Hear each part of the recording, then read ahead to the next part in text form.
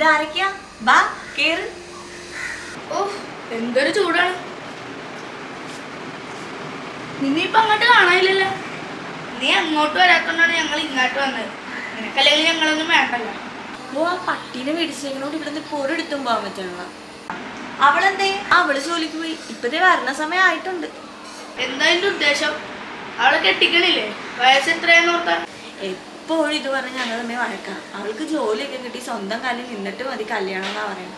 അവൾ അങ്ങനെയൊക്കെ പറയും. കാര്യങ്ങളൊക്കെ നമ്മൾ വേണം കണ്ടറിഞ്ഞ് ചെയ്യാനായിട്ട്. അല്ല, അവൾക്ക് സ്വന്തം കാര്യം മാത്രം നിന്നാ മതിയാ? അവൾക്ക് കുഞ്ഞിക്കാലൊന്നും കണ്ടേ? വയസ്സ് 10-25 ആയല്ല. മാത്രോ ആൾക്കാരൊക്കെ ചോദിച്ചു തുടങ്ങി പെണ്ണിന് എന്തെങ്കിലും കുഴപ്പമുണ്ടാകും. ഞാനെന്ത് പറയാനാ? നമുക്ക് പറയാനല്ലേ പറ്റുള്ളൂ.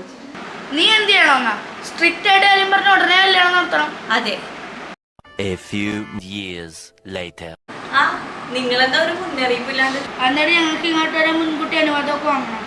അങ്ങനെയല്ല, നിങ്ങൾ ഇങ്ങോട്ട് വരാറില്ലല്ലോ, അതുകൊണ്ട് ചോദിച്ചതാ. ഞങ്ങൾ ഇവിടെ അടുത്തൊരു പെരവാസത്തിലേക്ക് പോയതാ. അപ്പൊ ഇവിടെ ഒന്ന് കേറിട്ട് പോവാന്ന് വിചാരിച്ചു. നീ ഇവിടെ ഉണ്ടായിരുന്നാ? അവര് 2 ദിവസമായിട്ട് ഇവിടെ ഉണ്ട്. ഞാൻ കുടിക്കാൻ എന്തെങ്കിലും എടുക്കാം. ഇങ്ങനെ കൊച്ചിനെ നോക്കി നിൽക്കാനാണ് ഇവളുടെ ഭാവം. ഒന്നില്ലെങ്കിൽ നിങ്ങൾ ഇത്ര പഠിപ്പിച്ചില്ലേ? ഇവൾക്കൊരു ജോലിക്കും പോയിക്കൂടെ?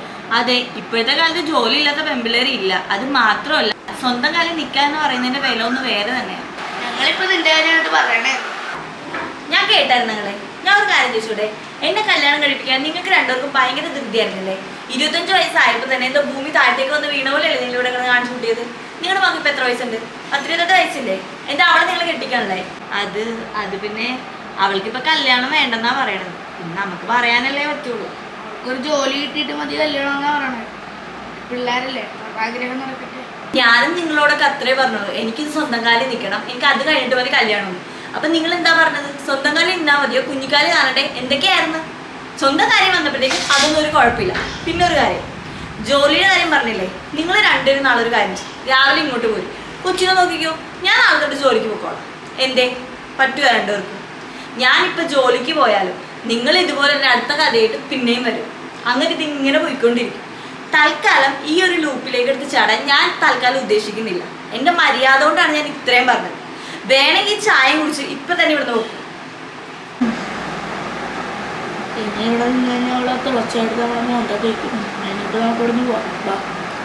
എന്നാ പിന്നെ ഞങ്ങൾ അങ്ങോട്ട്. അയ്യോ ഒന്നും കഴിച്ചില്ലല്ലോ. അയ്യോ വേണ്ട, വയറിറങ്ങി.